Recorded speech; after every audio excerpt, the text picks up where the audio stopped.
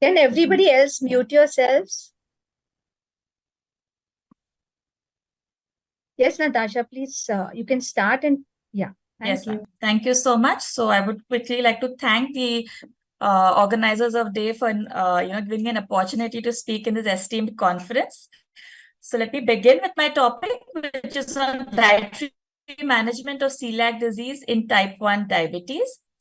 So let me quickly take you through what celiac disease is all about. Most of us will be aware that celiac disease is an autoimmune disorder where a person who's genetically prone to celiac disease, if they ingest gluten and they have celiac disease, then that causes an autoimmune reaction and causes damage to the lining of the small intestine, where there is villus atrophy. So the finger-like projections which help in the absorption of nutrients are actually getting damaged, which leads to various malabsorptive disorders.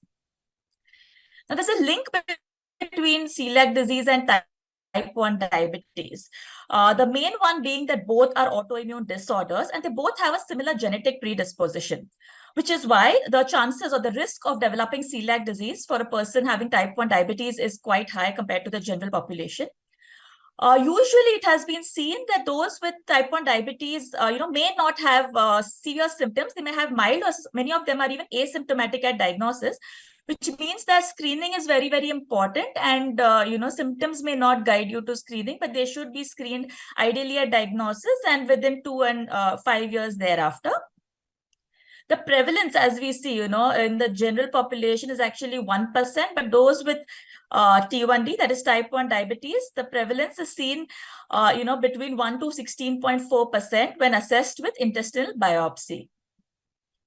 So what are the features that we see when it comes to celiac disease and in type 1 diabetes? Now the general symptoms for celiac disease, since it is an autoimmune enteropathy, there are a lot of intestinal symptoms like bloating. There would be stomach pain. There could be nausea, fatigue, loss of weight. So these are the general symptoms. Headache, which is seen in celiac disease.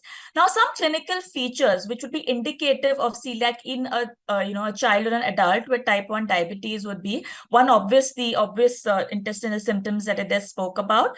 Anemia, because as I said, it's a malabsorptive disorder. So because of malabsorption of iron, there could be anemia that is seen. There is rickets. Short stature, that is stunting, is usually seen when it's a child we are talking about. Delayed puberty, so any kind of growth and developmental delays can give a clue towards screening for celiac. Other autoimmune disorders like thyroiditis, since this is also an autoimmune disorder, unpredictable glucose levels, and unexplained hypoglycemia. So again, because of malabsorptive disorder. So these are the few things that one needs to keep an eye for to screen for celiac disease in terms of the symptoms. Now, coming to the diagnosis of this condition. So it's very important that there is first a screening that takes place, such as serological tests. For anyone more than 2 years of age, the IgA-TTG, which is the IgA anti-tissue transglutaminase antibody test, is performed. For a child less than 2 years of age, the IgA-TTG is combined with a deaminated gliadin peptide IgA and IgG. Now, what is important to note here is that there is a need for a confirmatory test. So just if the serological tests come positive, then there is a need to go for a confirmatory test to diagnose celiac disease, which is an upper gastrointestinal endoscopy along with the duodenal biopsies. So only if the biopsy shows mucosal damage is when celiac disease is diagnosed, and only then can one go for a gluten-free diet, which I'll be coming to. A very important point to note is that during diagnosis, it is important that the person is having a regular diet which contains gluten and not already on a gluten-free diet, which could give a false negative diagnosis. Moving on to my topic, which is management of celiac disease with type 1 diabetes. Now, here we are talking of dual diagnosis. So we are talking of celiac disease in someone who already has been diagnosed with type 1 diabetes. So the management also will be taking into consideration both these conditions. So for celiac disease, the only treatment that is available is to go on a gluten-free diet lifelong. Like I said, they are already diagnosed with type 1 diabetes. So we have to keep in mind all the MNT that goes into management of type 1 diabetes, which like Aspire 2022 guidelines tell us, is to keep the carbohydrate content between 40 to 50%, obviously making low glycemic index choices. keeping the fat below 35% and, saturated fat even lower below 10%, protein to be 15 to 25%, and obviously adding adequate fiber. So while these MNT for type 1 remains, what is important to note is that we need to evaluate for, micronutrient deficiencies, which could be the case because with celiac, as I said, because of the villus atrophy, there could be malabsorption. So one needs to look out for anemia, for deficiencies in folic acid, vitamin D, B12, zinc, magnesium, calcium, and all of these micronutrients. And what is important is then including diet diversity, such that while we keep out the foods containing gluten, the rest of the food groups should be used, well, and the diet should have a lot of diversity such that we get micronutrients from all the other food groups. At times, supplements may be required. So coming to the gluten-free diet, which is the lifelong, what you need to go on a gluten-free diet if there is diagnosis of celiac. Now, what is gluten to begin with? It's the storage protein, which is found in the endosperm of the grains.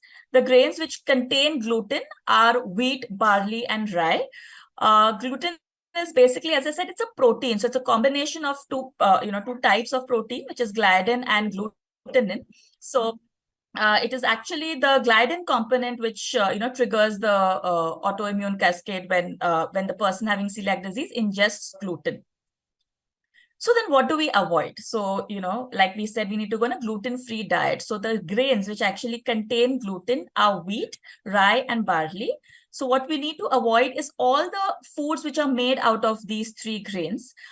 So to begin with, talking about wheat, obviously the very common grain, which is a staple in a lot of parts of India, especially the north of India. So when there is, we need to avoid wheat. So obviously wheat in the form of whole wheat, even refined wheat, or anything that is as a processed product also. So even if it's refined wheat and the products like pasta, pizza, biscuits, croutons, breads, semolina, couscous, all of that is something that needs to be avoided. Rye is a grain which is not native to India. So what we do get here is rye bread in some supermarkets. Now, what is important here to, to tell the people is, and, because normally people talk about barley, wheat, and rye, and people think of rye as the mustard seeds, so it's also called rye in local language. So we need to tell our people that, our patients, that it's not that mustard seeds, not the spice, but it's rye, RYE, which is a grain. And barley, again, barley is also commonly consumed in India. So in the form of malt, in the form of barley also, and beer, again, which is made out of barley and barley water. So these are the things that need to be kept out completely. Now, when it comes to commercial products, as per the guidelines, anything, if the food has less than 20 parts per million of gluten, only then can they be actually labeled as gluten-free. So they need to have less than 20 mg per kg to be called gluten-free foods.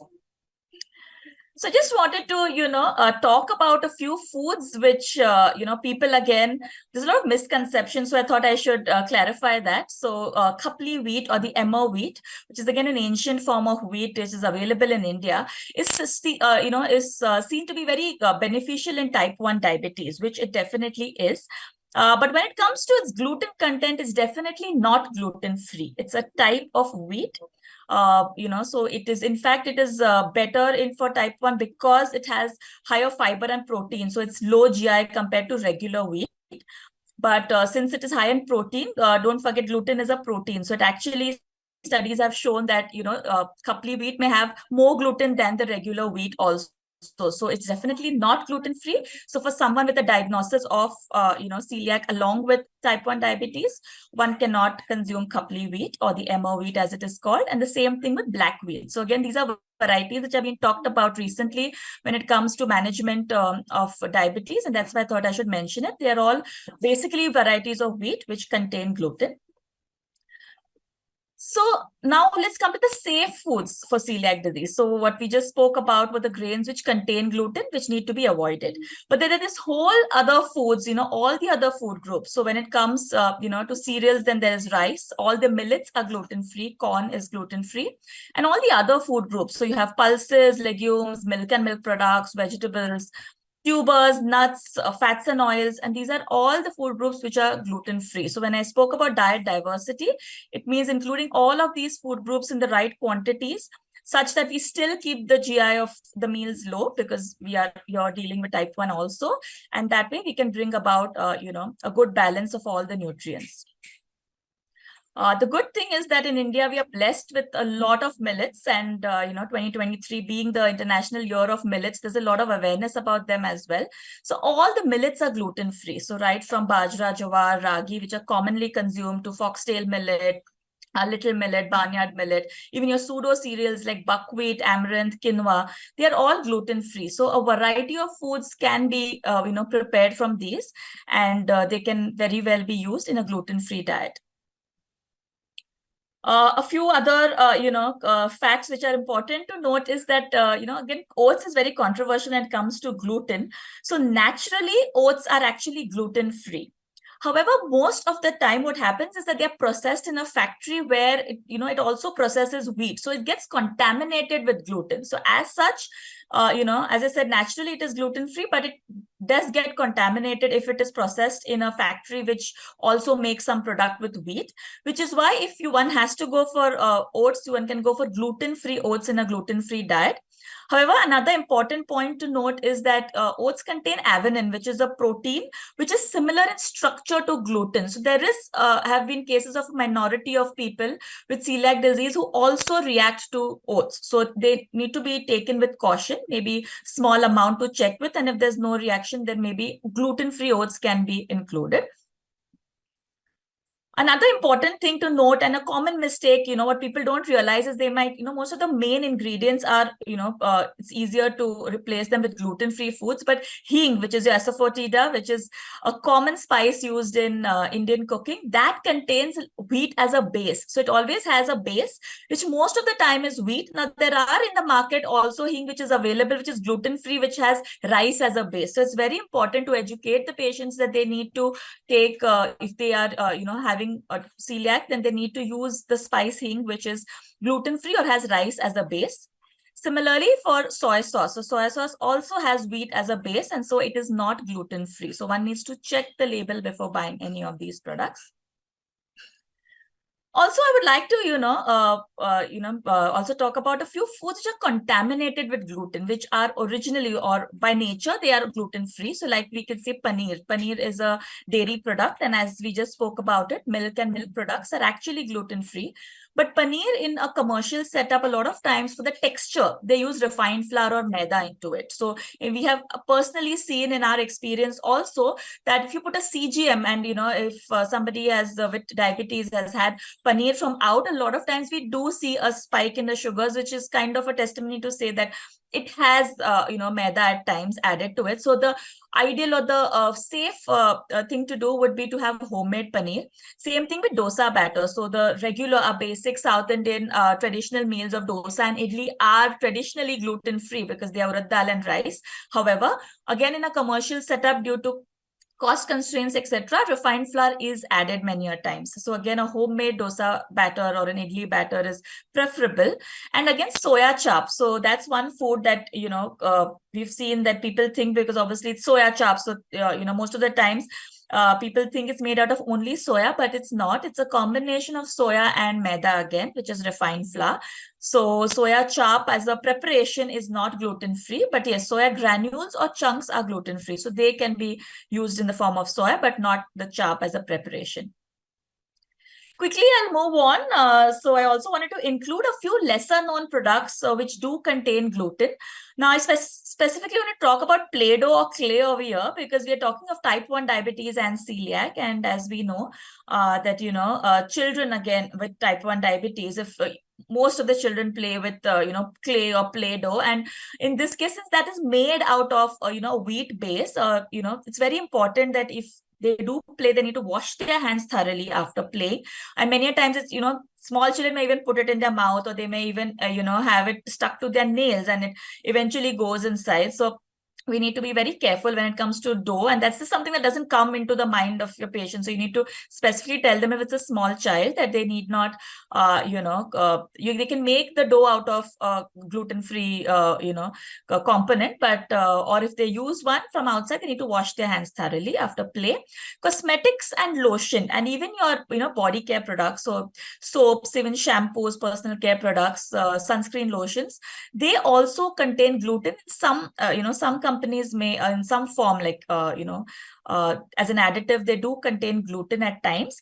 However, what is a consensus that has been seen is that gluten cannot be absorbed through the skin. So unless you have a skin lesion, it doesn't get absorbed. So as long as it's an application product, it is fine to be used. If it's a lipstick or something that's close to the mouth, like a toothpaste or this, again, the amounts that you would actually end up consuming would be very minute to actually trigger off a reaction. So, and most of the times they're safe to use. But if you do have the chance to, see if, so not all label themselves as gluten-free, they may not have it either. But if you can get to know from the manufacturer, well and good. Else, in terms of application, is not going to be absorbed from the skin. So more or less, they are safe to use.